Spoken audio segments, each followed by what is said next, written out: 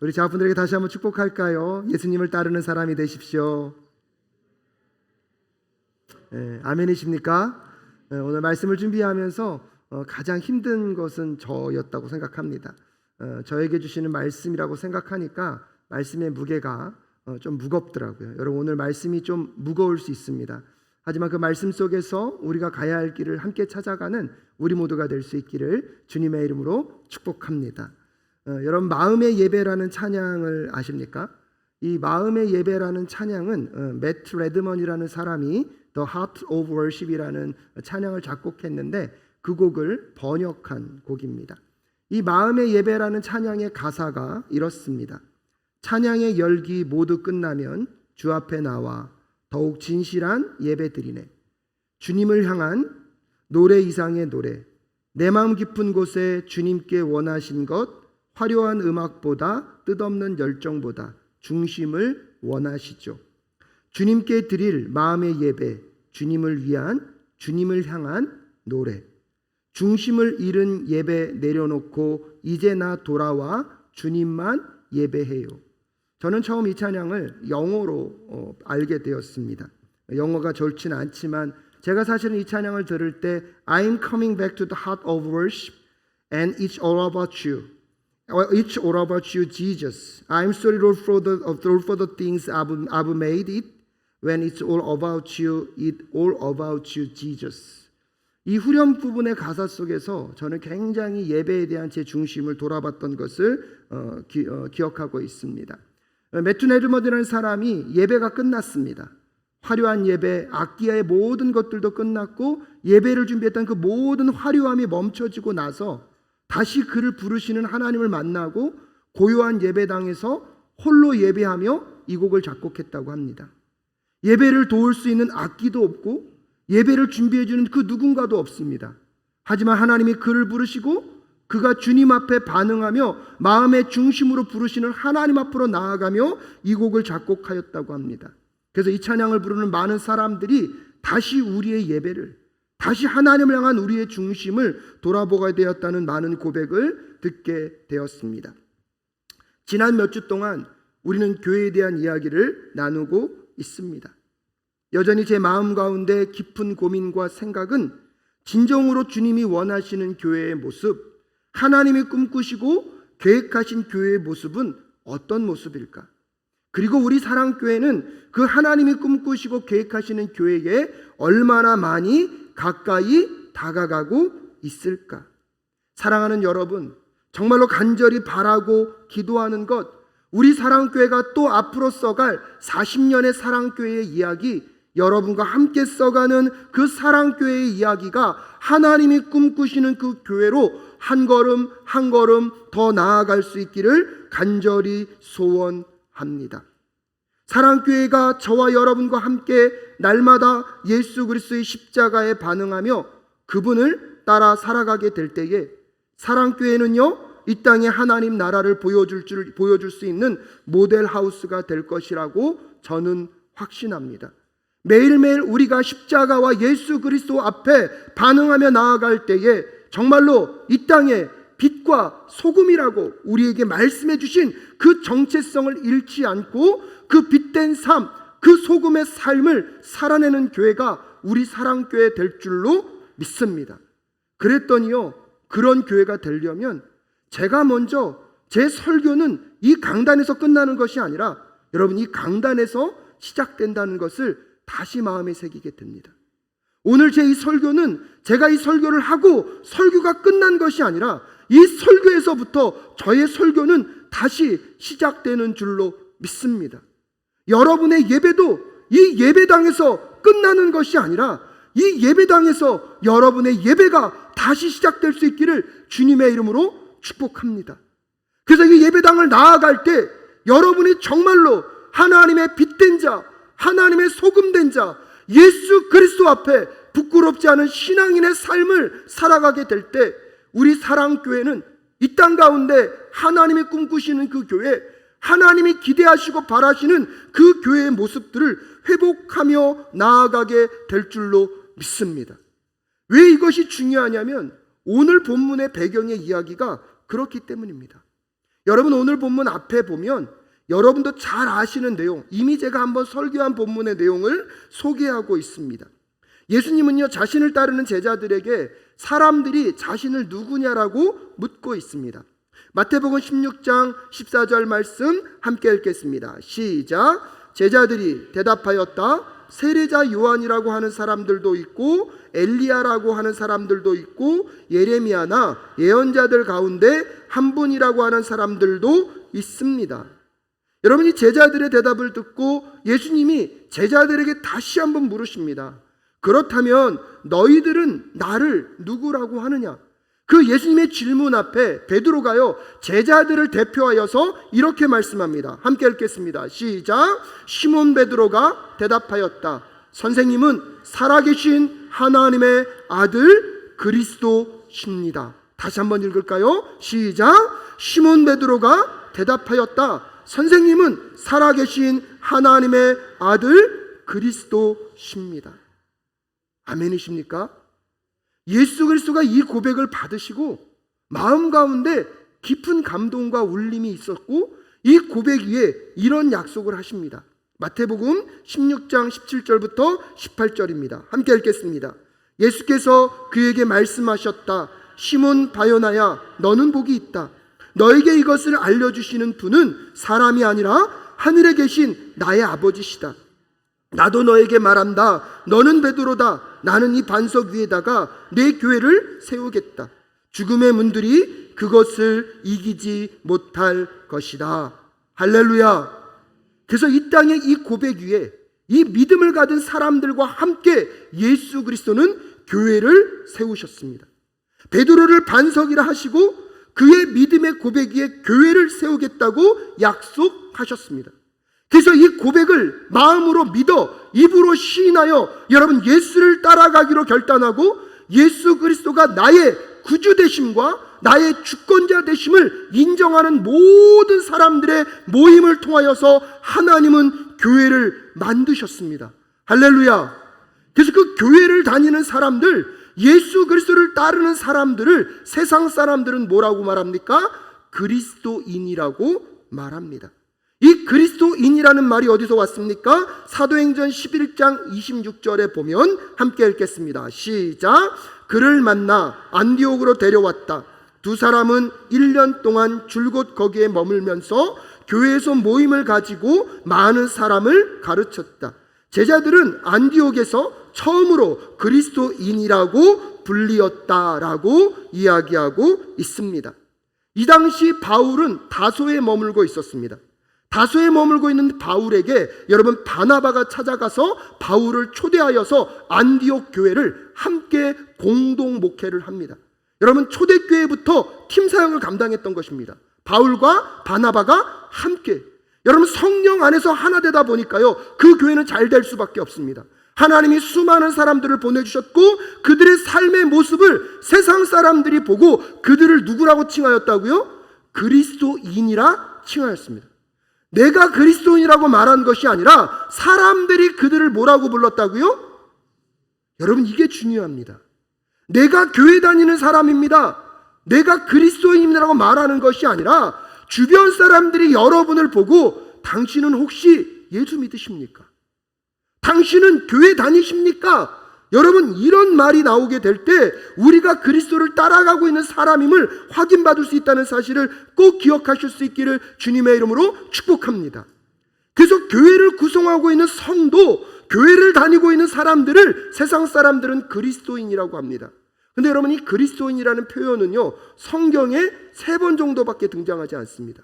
근데 이 그리스도인과 같은 의미를 갖고 있고 예수를 따른다고 하는 표현이 무엇이 있냐면 제자라는 표현이 있습니다.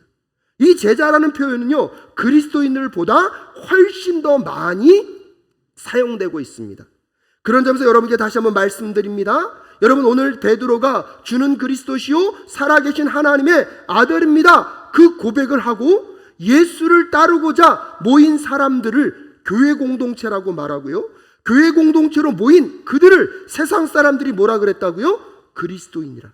그 그리스도인은 예수를 따르는 누구입니까? 제자임을 잊지 마실 수 있기를 주님의 이름으로 축복합니다.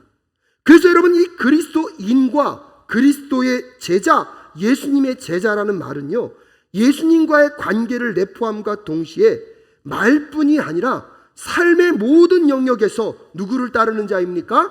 예수 그리스도를 따르는 자입니다. 그래서 달라스 윌라드 목사님은 이렇게 말씀하십니다. 그리스도의 제자란 일정한 입장을 자기 것을 고백만 하는 것이 아니라 하나님 나라의 삶에 대한 깊어가는 이해를 이 땅에서 자기의 삶의 모든 면에 적용하는 사람이다라고 이야기하고 있습니다. 제자들을 대표하여 베드로가 고백을 여러분 하나님 앞에, 예수님 앞에 잘 드렸습니다. 이 예수님이 그 제자들의 고백을 받으시고 오늘 보면 21절부터 예수님이 본격적으로 십자가의 죽으심과 그 죽으심을 통하여서 이루실 그 영광스러운 하나님의 나라를 소개하기 시작했습니다. 21절 말씀 함께 읽겠습니다. 시작. 그때부터 예수께서는 자기가 반드시 예루살렘에 올라가야 하며 장로들과 대제사장들과 율법학자들에게 많은 고난을 받고 죽임을 당해야 하며 사흘째 되는 날에 살아나야 한다는 것을 제자들에게 밝히기 시작하셨다. 그래서 이제 공식적으로 예수님이 십자가에 죽고 고난당하실 것을 제자들에게 말씀하셨습니다. 근데 이 말씀을 들은 베드로가 여러분 어떻게 반응하고 있습니까? 22절 말씀 함께 읽겠습니다. 시작. 이에 베드로가 예수를 따로 붙들고 주님, 안 됩니다.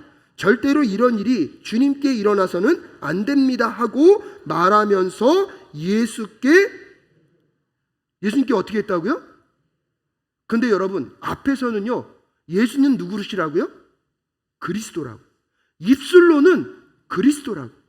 내가 그분이 나의 구세주 되심과 그분이 내 삶의 주인이라고 입술로는 고백했는데요, 예수 그리스도가 이제 내가 십자가의 고난을 당하고 죽임을 당할 것임을 말씀할 때에 베드로는요, 그 말씀을 받아들인 것이 아니라 오히려요, 안 됩니다 하고 예수님을 뭐 했다고요? 붙들고 예수님께 뭐 했습니까? 대들었습니다. 여러분, 성경이니까 얌전하게 표현했지 이걸 연극이나 영화로 만들면 리얼한 장면은 마치 뭐가 똑같습니까? 이 베드로가 예수님을 붙잡고요, 끌어당기는 거예요. 사람들도 아무도 없다면 벽에다가 예수님을 딱 몰아붙이고 멱살까지 잡았을 거예요. 예수님, 정신 차리세요. 그런 연약한 생각은 하지도 마세요. 왜 죽는다고 하십니까? 당신이 메시아로 감당해야 될 이 땅의 일이 있는데. 지금요, 베드로가요, 누구를 가르치려고 하고 있습니까? 예수님을 가르치려고 하고 있습니다. 왜 이렇게 베드로는 화났을까요? 그가 꿈꾸는 메시아, 그가 기대하는 메시아는 십자가에서 죽으면 안 되거든. 그가 믿는 메시아는요, 고난과 관계 없어야 되거든. 근데 오늘 예수님은 고난을 얘기하시고 그 예수님이 가야 할 길을 말씀하고 있습니다. 하지만 베드로는 그가 꿈꾸는 예수가 아니고 그가 꿈꾸는 메시아가 아니자 곧바로 예수님을 몰아붙이고 예수님께 대들고 있습니다. 그때 여러분, 예수님도 물러나지 않으십니다. 23절 이렇게 말씀하십니다. 함께 읽겠습니다. 시작. 그러나 예수께서는 돌아서서 베드로에게 말씀하셨다. 사단아, 내 뒤로 물러가라. 너는 나에게 걸림돌이다. 너는 하나님의 일을 생각하지 않고 사람의 일만 생각하는구나 라고 이야기하고 계십니다. 어제는 아름다운 고백을 하여서 너는 이 교회를 세운 무엇이다? 반석이다. 근데 오늘 본문에서는 사단아 물러가라, 너는 나에게 무엇이다? 걸림돌이다. 여러분, 오늘 여러분에게 질문하고 싶은 것은 그것입니다. 여러분은 반석이십니까? 걸림돌이십니까? 여러분의 인생이 오늘날 하나님의 교회를 세워가는 반석 되실 수 있기를 주님의 이름으로 축복합니다. 그 반석이 되려면 여러분, 예수 그리스도가 내 삶의 주인 되심과 나의 구원자 되심을 입술로 고백함과 동시에 고백에만 머무는 것이 아니라 내 중심과 내 모든 삶이 예수를 따라가는 제자의 삶, 예수를 따라가는 그리스도인의 삶으로 변화되어야 함을 동일하게 인정하는 우리 모두가 될 수 있기를 주님의 이름으로 축복합니다. 그래서 예수님은 분명히 말씀하십니다. 24절에 그때 예수께서는 제자들에게 말씀하셨다. 누구든지 나를 따라오려거든 자기를 부인하고 제 십자가를 지고 나를 따라오너라.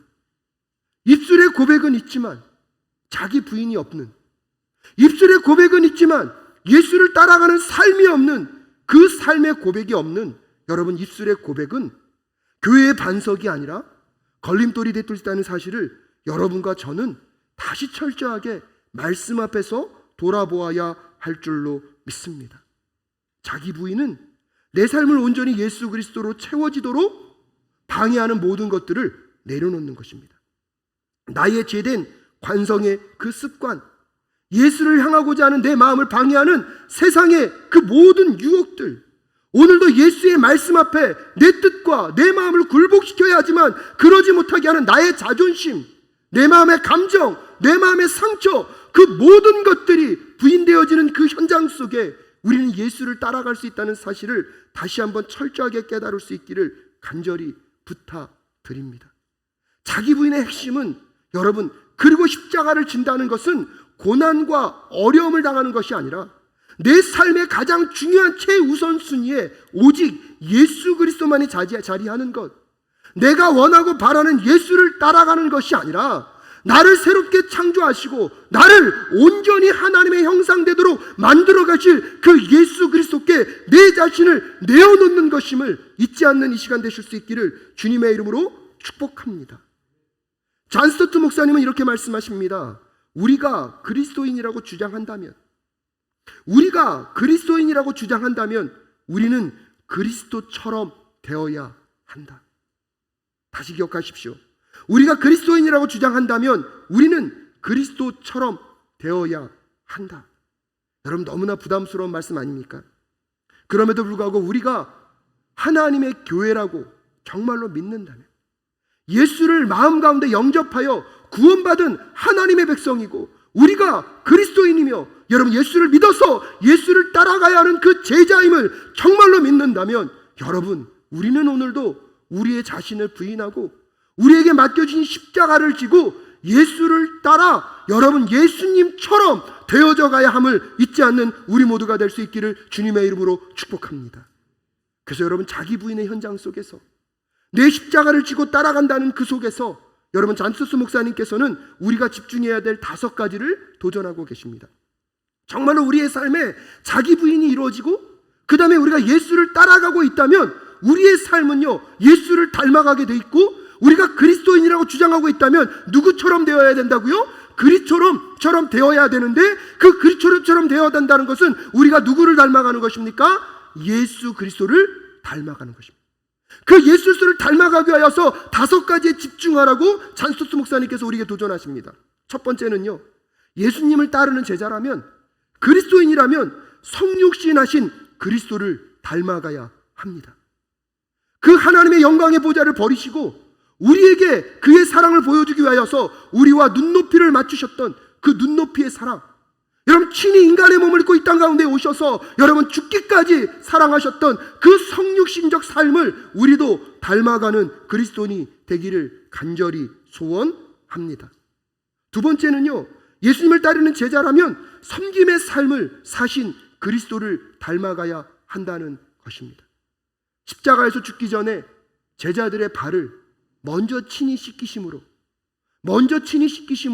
우리에게 섬김의 본을 보이셨던 예수 그리스도를 우리는 어떻게 닮아가고 있습니까? 세 번째는 예수님을 따르는 제자라면 사랑의 삶을 사신 그리스도를 닮아가야 하는 것입니다. 그분의 사랑은 부분적인 사랑이 아닙니다. 자기의 생명과 모든 것을 다 내어준 사랑입니다. 여러분, 우리가 누군가를 사랑한다면 한번 그렇게 아낌없이 내어줄 수 있는 사랑으로 여러분 예수를 닮아가고 있는지 점검하며 나아가는 우리 모두가 될 수 있었으면 좋겠습니다. 네 번째는요, 예수님을 따르는 제자라면 오래 참으신 그 그리스도를 닮아가야 한다라고 얘기합니다. 오래 참음을 배우라는 것입니다. 지금도 우리를 향하여서요 기다리고 참고 계신 그 은혜가 있기에 우리에게 소망이 있는 줄로 믿습니다. 온 열방과 민족이 구원받길 원하시며 기다리고 인내하시는 그 예수 그리스도의 인내를 갖고 우리도 오래 참음을 배울 수 있기를, 닮아갈 수 있기를. 그리고 다섯 번째로 말씀하시는 것은 무엇입니까? 예수님을 따르는 제자라면 선교의 사명을 감당하신 그리스도를 닮아가야 한다는 것입니다. 사랑하는 여러분, 예수님은 이 땅 가운데 오셔서 하나님 나라의 복음을 선포하시고 그들을 가르치시고 그들을 치유하시며 하나님이 그에게 맡기신 선교적 사명을 다 이루셨습니다. 그리고 마태복음 28장에서 우리에게 명령하십니다. 이제 너희들이 모든 민족으로 제자를 삼아 아버지, 아들과 성령의 이름으로 세례를 주고 내가 너에게 분부한 모든 것을 가르쳐 지키게 하라. 사랑하는 여러분, 예수 그리스도를 믿고 구원받은 그리스도인이라면 여러분은 정말로 그분을 닮아가고 그분을 따라가고 있습니까? 예수 그리스도를 믿는다는 것은요, 단지 예수님께 열광하는 팬으로 살아가는 것이 아니라 예수님을 따르는 제자가 되는 것입니다. 제자가 되는 것은 예수님을 따른다는 것이며 그분을 닮아가고 있다는 사실을 꼭 기억하실 수 있기를 주님의 이름으로 축복합니다. 카일 아일들먼이라는 분이 Not a Fan이라는 책을 썼습니다. 팬인가 제자인가? 여기서 그분이 도전하시는 것은 우리의 정체성을 분명히 하라는 것입니다. 여러분은 예수께 열광한 팬입니까? 아니면 예수님을 따르는 제자입니까? 여러분 분명히 하셔야 됩니다. 오늘 이 예배 가운데 우리는 여러분 예수님을 열광하고 하나님을 향한 팬입니까? 아니면 예수 그리스도를 따라가는 제자입니까? 여러분, 팬으로서 사는 사람들의 특징이 무엇인지 아십니까? 자기가 생각하는 사람들은 예수님께 터치를 받고 싶지 않은 삶의 영역들은 따로 떼어놓습니다. 그리고 예수님과 자꾸 협상을 벌입니다. 예수님을 따를게요. 하지만 주님, 이 재물의 문제만은 안 됩니다. 예수님을 따르겠습니다. 하지만 주님, 이 성적인 문제만은 내가 여전히 즐겨야 되겠습니다. 예수님을 따르겠습니다. 하지만 주님, 이 자녀의 문제만은 안 됩니다. 모든 영역을 주님께 내어놓는 것이 아니라 여러분, 예수님을 따르겠다고 하면서 내가 원하고 내가 바라는 영역들은 자꾸 무엇합니까? 빼고 따르려고 하는, 예수님과의 자꾸 협상을 맺으려고 하는 사람들이 팬의 대표적인 모습이라고 합니다. 다시 오늘 우리는 제자로서 우리의 자신을 철저하게 부인하고 우리의 모든 영역들을 예수 그리스도 앞에 내어놓는 제자가 되실 수 있기를 주님의 이름으로 축복합니다. 설령 그것 때문에 여러분 모든 것을 다 잃는다고 할지라도 예수 그리스도의 제자로서 내 자신을 부인하고 그의 십자가를 지고 우리가 그분을 따르게 될 때에 교회를 향한 걸림돌이 아니라 교회가 그 위에 세워지는 반석으로서 쓰임받는 하나님의 사람들, 저와 우리 모두가 될 수 있기를 주님의 이름으로 축복합니다. 사랑하는 여러분, 분위기가 너무 많이 무거워졌습니다. 근데 여러분, 참 무거운 말씀이지만 다시 리처치, 비처치, 다시 교회가 되라, 이 주제를 갖고 사랑교회를 향한 하나님의 마음, 사랑교회를 향한 우리 성도님들과 제가 걸어가야 할 길은요, 예수님을 온전히 따르는 삶이 되어야 한다는 사실을 잊지 않는 우리 모두가 될 수 있기를 주님의 이름으로 축복합니다. 예수 그리스도만을 열망하는 팬의 모습이 아니라 예수 그리스도를 철저하게 따라가는 제자의 삶이 있을 때 우리 사랑교회는요, 하나님이 꿈꾸시는 그 교회로 나아갈 수 있게 될 줄로 믿습니다.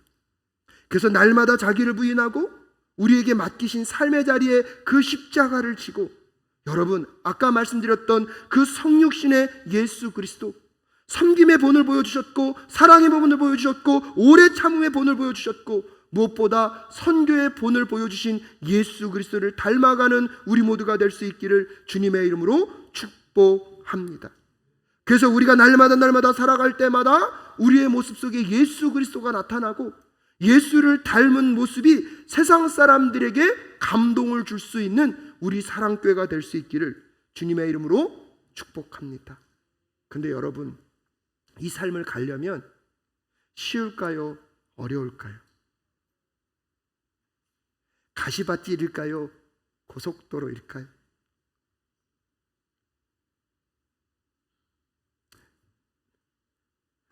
좁은 길일까요? 넓은 길일까요?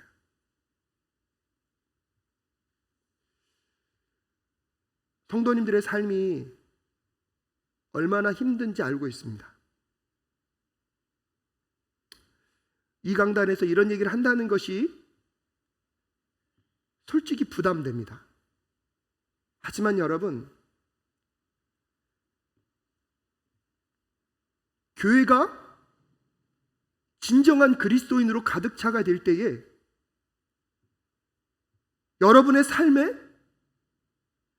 하나님이 부어주시기 원하시는 그 풍성함이 반드시 임하게 될 줄로 믿습니다. 그래서 이 고난을 피하면 안 됩니다.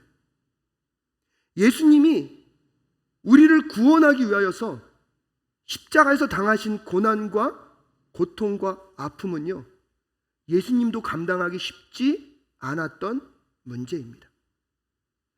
그 십자가로 나를 구원하셨다면 우리가 따라가야 할 그 예수 그리스도의 길에도 고난이 있는 것은 당연합니다. 예수를 따른다고 하면서 고난을 생각하지 않는 것은 어쩌면 모순입니다. 예수 그리스도를 따른다고 하는 제자가 되겠다고 하면서 고난이 없는 것은 여러분 모순입니다. 하지만 여러분 그 고난을 직면하고 그 고난 앞에 나를 부인하고 나의 십자가를 지고 예수를 따르게 된다면 여러분 그 고난은 고통으로 끝나는 것이 아니라 예수를 닮아가는 여러분 통로로 하나님이 반드시 사용하실 줄로 믿습니다. 그러게 여러분과 함께 그 고난의 길을 걷는 우리 사랑교회 될 수 있기를 간절히 소원합니다. 여러분의 삶을 누르고 있는 삶의 문제, 그 어려움의 많은 문제들 속에서 이제 다시 한번 여러분 예수 그리스도를 따르고 예수 그리스도 앞에 내 자신이 부인되어지며 그분과 함께 걷는 은혜 역사가 있는 올 한 해가 되실 수 있기를 주님의 이름으로 축복합니다. 확언하건대 고통이 있을 것입니다. 아픔이 있을 것입니다. 어떨 때는 정말로 여기서 고만하고 싶은 찢어지는 고통의 순간이 있을 것입니다. 하지만 여러분 견디어내십시오. 버틴겨내십시오. 왜 그런지 아십니까? 여러분 그 이후에 우리에게 찾아올 그 영광과 하나님 우리에게 허락하시길 원하시는 그 풍성함은 우리의 고난과 비교할 수 없을 것이며 여러분 그 고난과 비교할 수 없을 것이며 여러분의 삶 가운데 하나님이 약속하신 그 영광의 때를 반드시 맞이하게 하실 것을 저는 확신하기 때문입니다. 그런 점에서 여러분 다시 한번 25절부터 27절까지의 말씀을 함께 읽겠습니다. 시작. 누구든지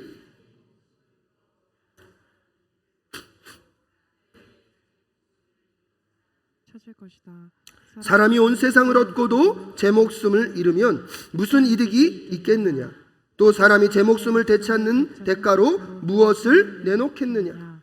인자가 자기 아버지의 영광에 쌓여 자기 천사들을 거느리고 올 터인데 그때에 그는 각 사람에게 그 행실대로 갚아줄 것이다. 아멘. 여러분 이 제자의 길은요 가장 중요하고 소중하다는 거예요. 이 땅에서 그 무언가를 다 얻는다고 하여도 무엇을 잃어버리면요 목숨을 잃어버리면 아무것도 아니라는 거예요. 그런데 오늘 예수님께서 거기에 고난이 있고 아픔이 있고 고통이 있지만 예수를 믿고 자기를 부인하고 자기 십자가를 지고 나를 따르는 자들은 무엇을 얻습니까? 생명을 얻게 될 줄로 믿습니다. 그 생명 가운데 예수가 다시 오실 때에 우리에게 허락하실 그 영광스러운 그날, 여러분 그러기 때문에 자기를 부인하고 예수를 따르는 그 삶은요 잃는 삶이 아니라 영혼을 얻는 귀한 은혜의 삶이 될 줄로 믿습니다. 여러분의 삶이 단순한 죽음으로 끝나는 삶이 아니라 부활의 영광을 바라보며 나아가는 그 삶이 여러분 안에 있다는 사실을 꼭 기억하실 수 있기를 주님의 이름으로 축복합니다. 여러분 오늘 보면 21절에 보면 예수님의 죽으심을 이야기하고 있지만 여러분 그 죽으심 때문에 예수님은요 부활의 영광으로 들어갈 수 있습니다. 아멘이십니까? 그러고 나서 오늘 28절에서는 그 예수님의 죽음 때문에 예수 그리스도가 다시 오실 때에 이 땅에 임할 하나님의 완전한 나라와 거기서 이루어질 영광을 선포하고 있습니다. 예수 그리스도의 죽음이 없으면 부활의 시작도 없고요, 다시 오실 예수 그리스도의 무엇도 없습니까? 영광도 없습니다. 이것과 똑같습니다. 예수를 따르고자 하는 우리의 삶, 그러게 오늘도 나를 부인하고 여러분 예수의 십자가를 지고 예수님을 따르는 그 삶이 고난과 아픔이 있지만 여러분 그것을 통하여서 우리에게 찾아올 그 영광을 믿음으로 바라보실 수 있기를 주님의 이름으로 축복합니다.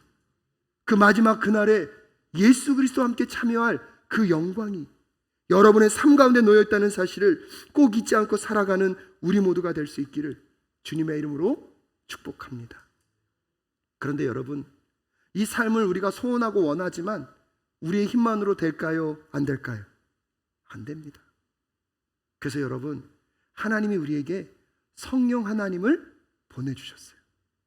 마태복음이 어떻게 쓰여졌는지를 여러분 잘 읽어보시면 놀라운 게 뭐냐면, 여러분 마태복음 1장 23절에서 임마누엘의 하나님을 말하십니다. 함께 읽어볼까요? 시작. 보아라, 동정녀가 잉태하여 아들을 낳을 것이니 그의 이름을 임마누엘이라고 할 것이다 하신 말씀을 이루려고 하신 것이다. 임마누엘은 번역하면 하나님이 우리와 함께 계시다는 뜻이다. 할렐루야. 임마누엘 하나님. 근데 여러분 28장 마지막이 어떻게 끝나는지 아십니까? 28장 20절 함께 읽을까요? 예, 띄워주십시오. 시작. 내가 너희에게 명한 모든 것을 그들에게 가르쳐 지키게 하여라. 보아라, 내가 세상 끝날까지 항상 너희와 함께 있을 것이다. 아멘이십니까? 마태복음 1장은 임마누엘의 하나님을 시작합니다. 근데 마태복음 28장도 무엇으로 끝납니까? 임마누엘의 하나님. 내가 항상 너희와 어떻게 하겠다? 함께 하겠다. 여러분 이게 좀 어려운 말로 인클루지오라는 표현인데요, 샌드위치 구문이라는 것입니다. 마태복음은 처음 시작도 누구요? 임마누엘의 하나님. 끝날 때도 누구요? 그러면 이 안에 있는 모든 역사를요 누가 주관하시겠다고요? 하나님이. 누구와 함께? 나와 함께.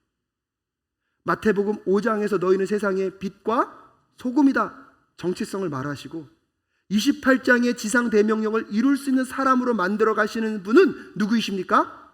하나님이십니다. 그 임마누엘의 하나님이 오늘도 우리와 함께하고 계시기 때문에 여러분 그 고난의 순간도 내 자신을 부인하고 나의 십자가를 지고 예수를 따르는 그 삶의 모든 영역도 예수 그리스도가 우리와 함께 성령의 역사 속에서 우리 안에 능력을 나타내시고 우리에게 그런 삶을 살아가도록 인도하실 줄로 믿습니다. 여러분 이것을요 윌리엄 템플은요 셰익스피어의 예를 들어서 이렇게 얘기합니다. 내게 햄릿이나 리어 왕과 같은 희곡을 주고 그런 희곡을 쓰라고 말하는 것은 아무런 소용이 없는 일이다. 셰익스피어는 할 수 있지만 나는 할 수 없다. 내게 예수님의 삶과 같은 삶을 보여주고 그렇게 살라고 하는 것은 아무런 소용이 없는 일이다. 예수님은 그렇게 살 수 있지만 나는 그럴 수 없다. 그러나 셰익스피어의 능력이 내 속에 들어온다면 나도 그처럼 희곡을 쓸 수 있다. 예수님의 영이 내 속에 들어온다면 나도 그분처럼 살 수 있다. 아멘이 나와야 되는데.